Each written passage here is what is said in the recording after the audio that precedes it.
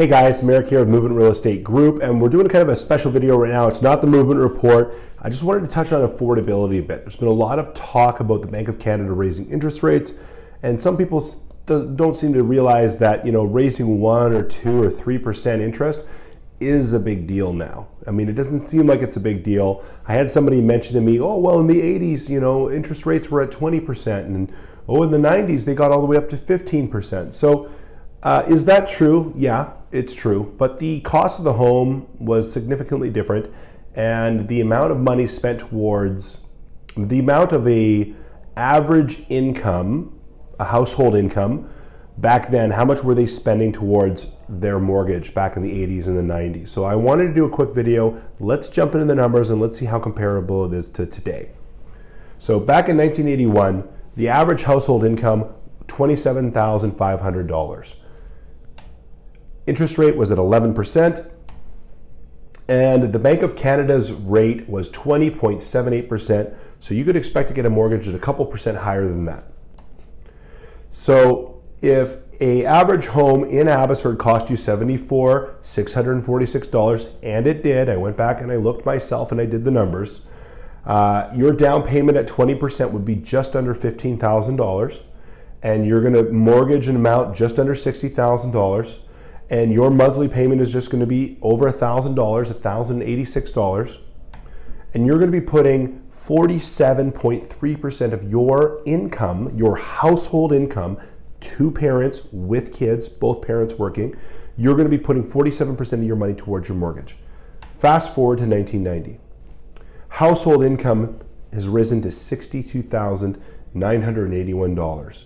Inflation has fallen to 5.5%. Bank of Canada has interest rates at 13.65%, again, 2% higher than that for a mortgage.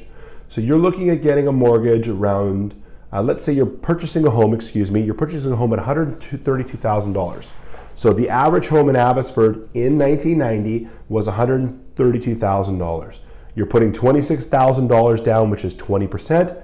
Your mortgage amount is $105,000, which means you're paying $1,368 a month for your mortgage. That's only 26% of your household income. So you're spending 26% of your money towards your mortgage. And if you know banks, they don't like to qualify over 39 to 44% is the max they'll allow for an A lender to a ratio for a mortgage for income. So we are well within our rights here at 26%. Let's fast forward to 2022. Household income has swollen all the way up to $103,400. The interest rate is sitting around 8.1%. I think this month we're down to 7.6%. So the Bank of Canada has its rates at 3.25%. And if you looked at the last 2 deals I just showed you, this is a pretty sweet deal. Unfortunately, you're only going to get a rate around 5.25% because remember, that's the Bank of Canada loaning money to banks to loan it to you. They're going to make a little bit of mustard there as well. So if you're purchasing a home, which is your average home in Abbotsford, it's 1.175, and you have saved up the 20% down that you need to purchase that home, you have $235,000 saved up. Your mortgage amount is going to be for $940,000, and you have a monthly payment of $5,600. Which means if you earn the average household income of $103,000, you're putting 65% of your money towards purchasing that home.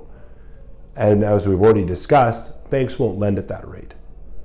And I'm not even accounting for taxes. Remember, you've got 33% Fed tax, you've got the provincial tax, you've got healthcare, all of these other things that you have to pay for. This is just numbers, just for affordability. So we're at 65%, too high. So let's do a side-by-side comparison here. We've got the interest rates, you've got the inflation rates, you've got your household income rates, you've got how much a home was worth.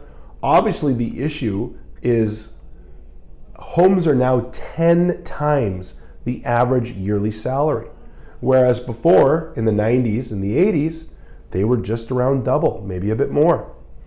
So this is a huge amount of money that you've got to spend towards your mortgage. We've never faced this before.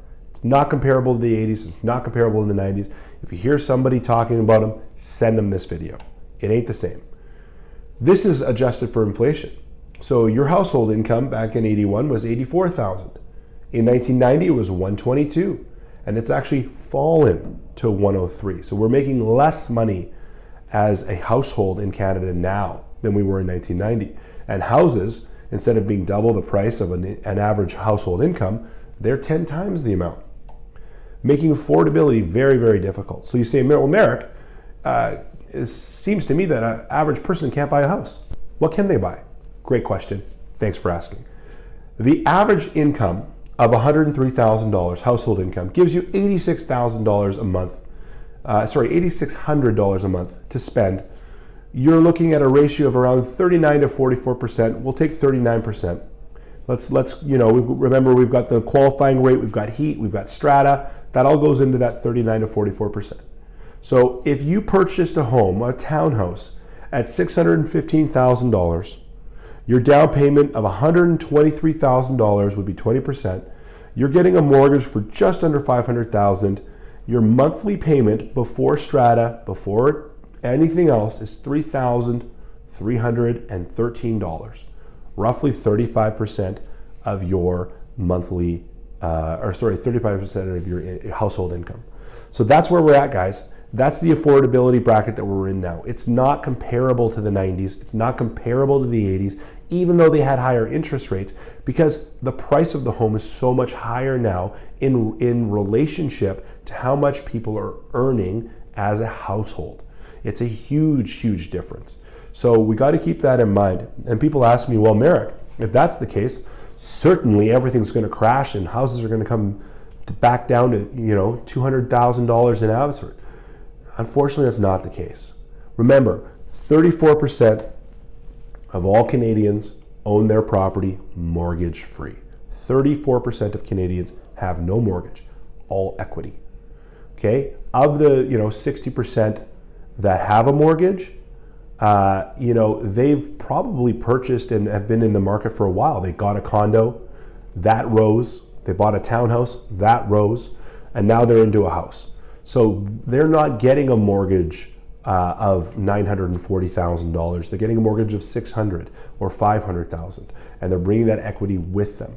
So the market's really a little bit more stable than people think it is on the outside looking in, because of that equity and the amount that 34% have no mortgage whatsoever. It's a large amount. It's a big portion, and it's a lot of money in equity that people are holding on to. So that is the comparison. It's quick. I didn't want to take too much time. Sorry I've gone this long already. I want to respect your time, and thank you for spending your time with me.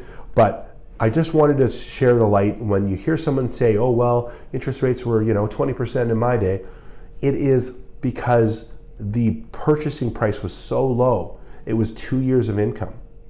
Now it's closer to 11 than it is 10. So it's way, way more expensive to do it. People are forced into townhouses. They're forced into condos. They have families of 3 living in a 2-bedroom condo. Families of 3 kids, living in a 2-bedroom condo. It's just the way it is right now. So I don't see this. We're still low for the 10-year average on inventory. I think things are actually kind of leveling off a little bit right now, and we'll see what happens in the months to come. But stay tuned if you guys want more information. I'm just here to educate. If you have questions, reach out. This is not intended as mortgage advice. I'm not a licensed mortgage broker. I am a real estate agent only. This is just looking at affordability. This is a made-up scenario for mortgage prices. If you have questions about a mortgage, I'll put you in touch with someone. But reach out. I'm happy to help. Again, Merrick, Movement Real Estate Group. And we want to educate and motivate. Thanks, guys.